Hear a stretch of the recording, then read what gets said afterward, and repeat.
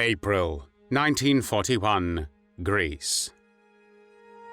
German forces launch a sudden invasion of the country, sending tanks and aircraft deep into Greek territory, while paratroopers seize key bridges and airfields. Within weeks, the Greek army collapses, and the country falls under Axis occupation. What follows is a repressive occupation regime based on fear, even as German authorities carry out collective reprisals against civilians suspected of supporting the resistance. Guerrilla movements continue to expand across the mountains of Greece. Villages provide them with food, shelter, and information, making entire communities targets for German retaliation. As the occupation continues, the German authorities increasingly rely on local collaborators to gather intelligence, hunt resistance fighters, and participate in anti-partisan operations. Greek volunteers are recruited into collaborationist formations that fight alongside the Nazis, taking part in arrests, executions, and the destruction of villages across the country. One of the most notorious criminals of the German occupation of Greece is Lieutenant Colonel Yorios Pulos. Yorios Pulos was born in 1889 in Romania to a Greek family originating from the village of Platanos in western Greece. He later settled in the city of Thessaloniki and pursued a military career in the Hellenic Army. During the Greco-Turkish War of 1919 to 1922, Greece attempted to expand its territory into Asia Minor following the collapse of the Ottoman Empire. The campaign ended in military defeat, forcing hundreds of thousands of ethnic Greeks to flee what is now Western Turkey. Poulos reportedly served during the conflict, although little is known about his role. By 1935, Yorios Poulos had risen to the rank of lieutenant colonel. That year, he took part in the failed Venizelist coup attempt of the 1st of March, an uprising launched by supporters of the former Prime Minister, Eleftherios Venizelos, to prevent what they believed was the growing restoration of the monarchy and the weakening of Greece's republican system. The coup collapsed within days. Following its failure, Poulos was dismissed from the army and forced into retirement. The Second World War began on the 1st of September 1939, when Nazi Germany invaded Poland. The early stages of the war saw rapid German advances in Europe, with the fall of Poland, the invasion of France, and the evacuation of Allied forces from Dunkirk in 1940. Following the successful campaign in France, Hitler set his sights on the Soviet Union. However, before he could launch Operation Barbarossa, the code name for the invasion of the Soviet Union, he needed to secure the southern flank to protect crucial supply routes and prevent any interference.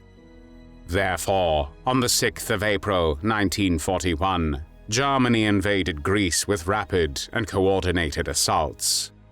The German 12th Army, consisting of around 680,000 troops and spearheaded by armored divisions, quickly overwhelmed Greek and British Commonwealth forces.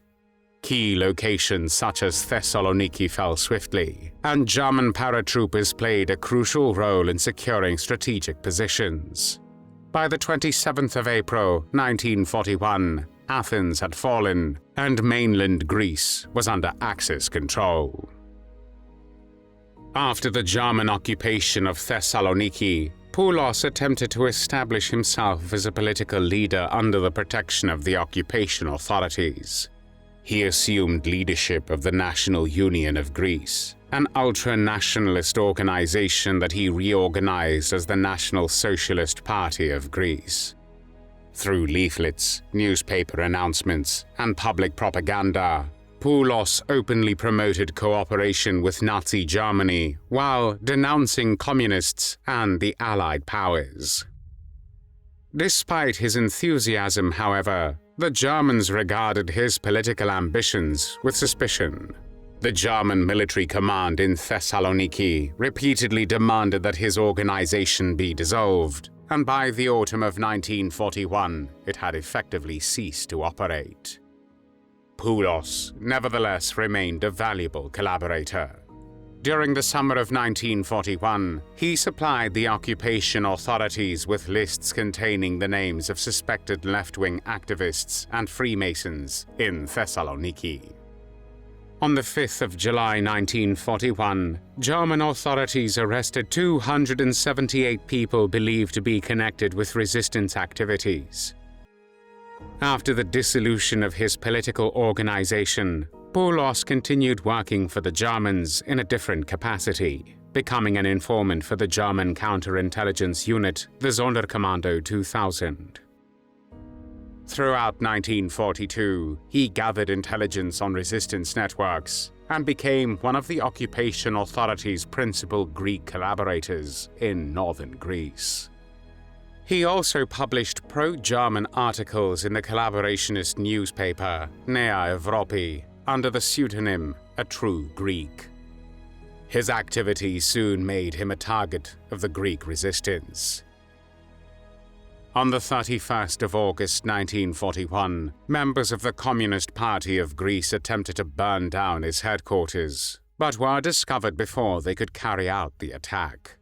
3 months later, on the night of the 23rd of December, resistance members attempted to assassinate Poulos by bombing his house in Thessaloniki. He survived both attacks, and the German authorities subsequently moved him to a new residence under their protection.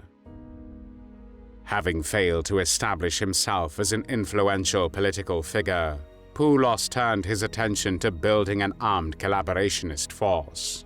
In early 1943, he entered negotiations with the German military administration in Thessaloniki. The agreement was finalized in May, allowing him to organize a volunteer battalion that would operate alongside the Wehrmacht, the German army, in anti-partisan operations. The formation became known as the Poulos Verband, the collaborationist unit that would soon earn a reputation for brutality across northern Greece. The battalion never exceeded approximately 300 men. British and Greek intelligence reports described many of its members as criminals, adventurers, fanatical anti-communists, and individuals of questionable reputation. Others joined after suffering at the hands of the communist-led resistance, while some enlisted because of poverty or promises of regular pay, food, medical care, and protection for their families.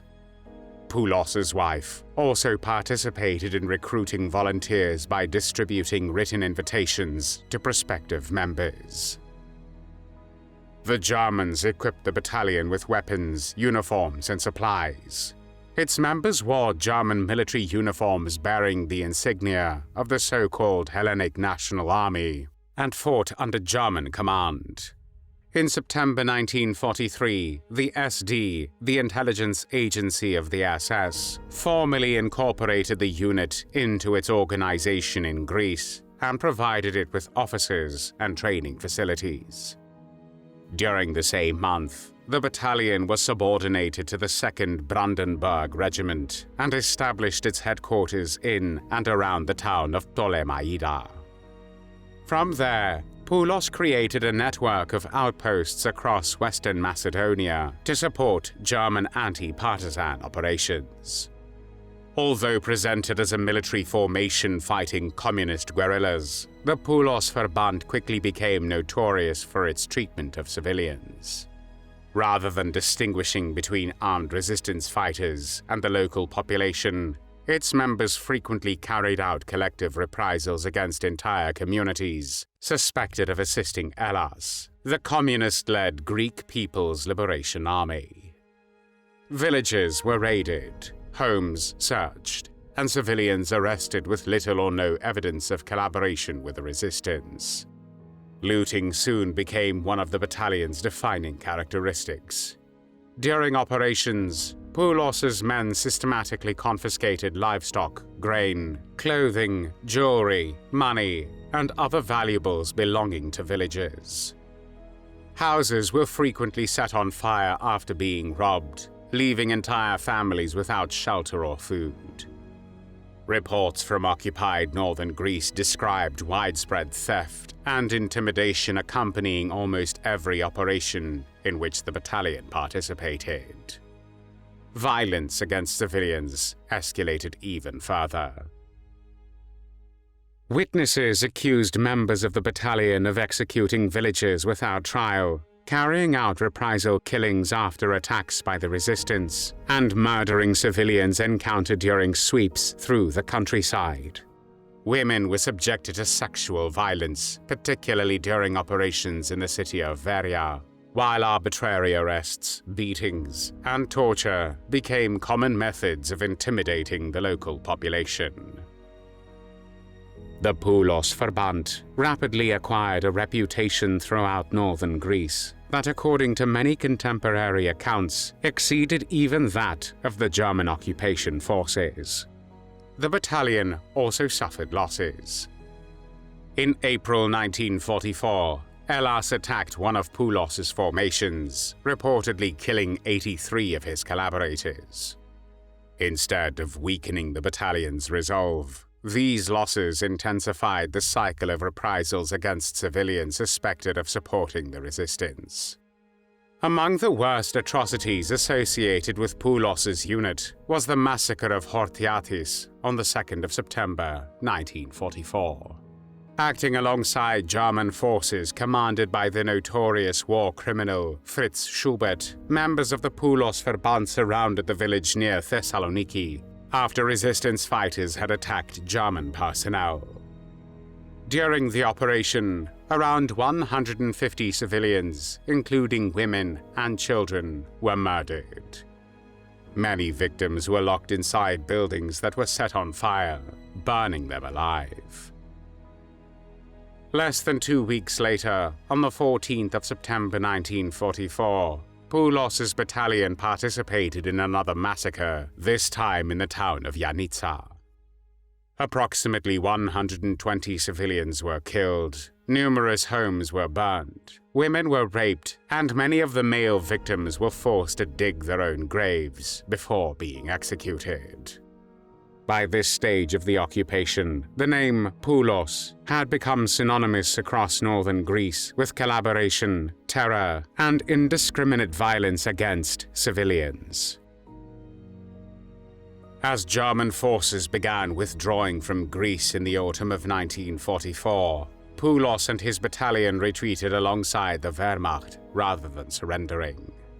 Crossing into Yugoslavia and later Austria, they continued fighting with German forces against communist partisans until the final months of the war, remaining loyal to the collapsing Third Reich, even as Germany faced inevitable defeat.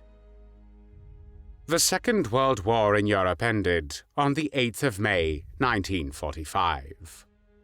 Poulos and his men were eventually captured by the US 7th Army, which later handed them over to Greece. Yorios Pulos was convicted of treason and collaboration with the German occupation authorities before being executed in Athens on the 11th of June, 1949. He was about 60 years old. Thanks for watching the World History Channel. Be sure to like and subscribe, and click the bell notification icon so you don't miss our next episodes. We thank you, and we'll see you next time on the channel.